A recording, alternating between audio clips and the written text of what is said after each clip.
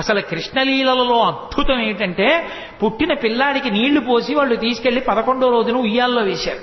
ఉయ్యాల్లో వేసి పడుకోబెడదామని ఉయ్యాలా ఊపుతున్నారు. ఏదో ఎవరికి వచ్చిన పాట వాళ్ళు పాడుతున్నారు.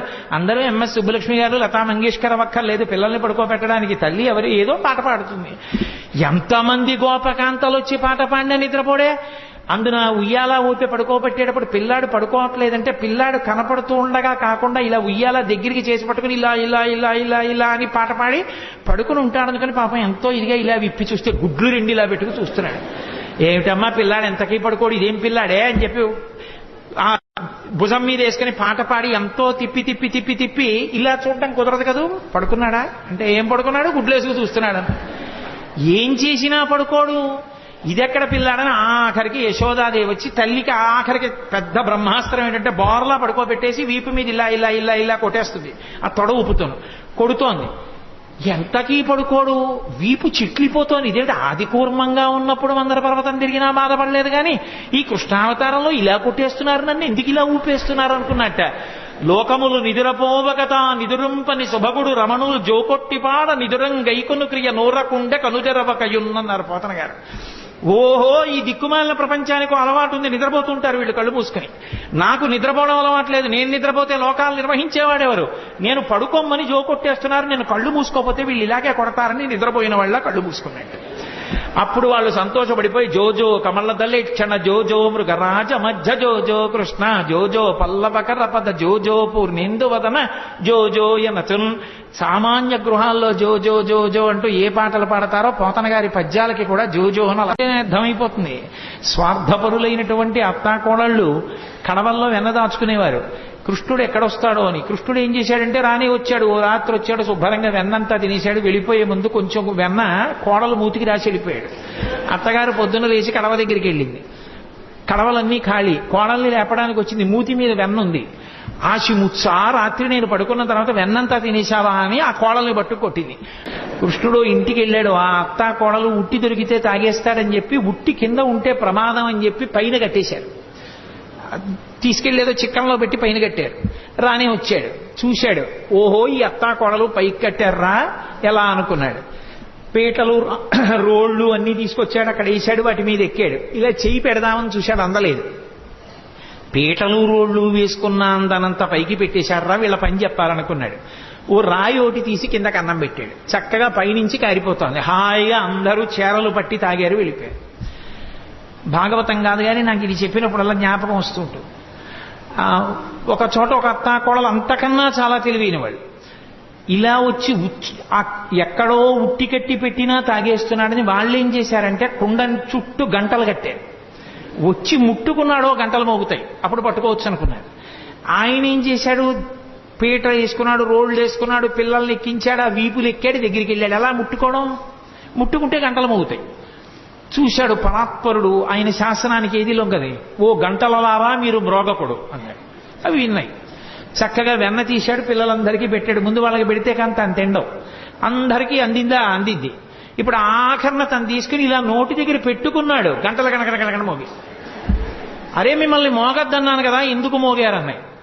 ఏం చెప్పమంటావు పరమేశ్వర, వాళ్ళకి పెడితే ఊరుకున్నా, నువ్వు నోట్లో పెట్టుకుంటే నైవేద్యం అలవాటు గంట మోగడం, అందుకని మోగేశామన్నాయి. అలా ఎంతమంది ఎన్ని అనుభవించారో మహానుభావుడు. వేలుపుల్లటి నాకంటెను వేలుపు మరి ఎవ్వడనచు వికబకెన గిమా వేలుపుల్ల గోడపైనో హేలావతి నీత నూజుడింగిలి చేసన్. వచ్చిన పిల్లలకి అతిథులకి అన్నం పెట్టకుండా ఏమిటో బొమ్మలను అన్నీ పెట్టి నైవేద్యాలు అంటూ కూర్చుంటామేమిటి, నేనే పెద్ద పరమేశ్వరుణ్ణని చెప్పి ఆవిడ కళ్ళు మూసుకు ధ్యానం చేస్తుంటే చక్క చక్కెర పొంగలి అవి తినేసి మిగిలింది ఆ బొమ్మలకి రాసేసి వెళ్ళిపోయాడు. నాకన్నా వెళ్ళిపోవడం నీ తిన్నానులే చాలన్నాడు. అంటాడు లీలాశకుడు. ఏదో ఒక గోపకాంత చాలా కాలం అయిపోయింది, ఎవరింట్లోనూ చిక్కపట్టలేదు ఈ కృష్ణుడు, వస్తున్నాడు వెన్నెత్తుకుపోతున్నాడు, ఎలా అయినా పట్టుకోవాలి. యశోద మా అబ్బాయి అలాంటి తప్పులు చేయడం మాని కదా అంటోంది. రెడ్ హ్యాండెడ్గా పట్టుకున్నాడంటారే, అలా వెన్న చేత్తో ఉన్న కృష్ణుడిని పట్టుకోవాలనుకో అని కావాలని కడవ తీసుకెళ్లి గుమ్మం దగ్గర పెట్టి వస్తాడుగా. భలే దొరికారా వీళ్ళు ఎవరో అనుకుంటాడు. వస్తాడు, తను తలుపు చాటును నించుంది. పట్టుకుంటాను ఈసారి. ఈ ఉత్తి చేత్తో ఉంటే మళ్ళీ అమ్మో ఏం దబాయిస్తాడో, కొంచెం నోటికి కూడా పూసుకున్నాక పట్టుకుంటాననుకో. తలుపు చాటున నించుని చూస్తోందో వచ్చేసాడు.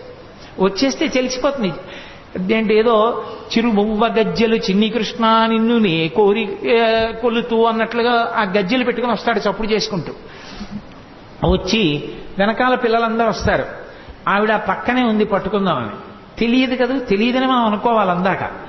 అందుకు తెలియదు ఆ పక్కనే ఉంది గోపిక పట్టుకోవడానికని. అందుకని ఒక్కొక్కళ్ళని సంజ్ఞ చేశాడు.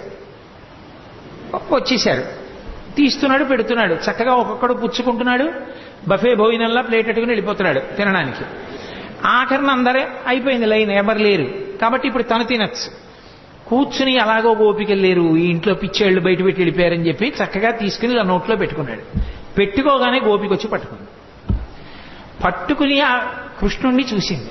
పిల్లాడు కదా, భయపడిపోయి ఇలా అనాలి, ఏమీ అనలేదు, ఇలా చూశాడు. అన్నాడు, అయ్య బాబోయ్ ఇదేమిటి ఇంత ధైర్యం అనుకుని అసలు ఏమంటాడో చూద్దామని కస్తంబాల. ఎవరు పిల్లాడా నువ్వు? తెలుసు కృష్ణుడని. ఎవరు నువ్వు అని. ఆయన ఏమనాలి? నేను కృష్ణుడిని అనాలి. ఆయన కృష్ణుడిని అనలేదు. బలానుజహ, బలరాముడి తమ్ముడిని అన్నాడు. మధ్యలో ఆయన ఊసేందుకు? ఆయన ఏమైనా వచ్చాడా, తిన్నాడా, దొంగతనాలు చేశాడా?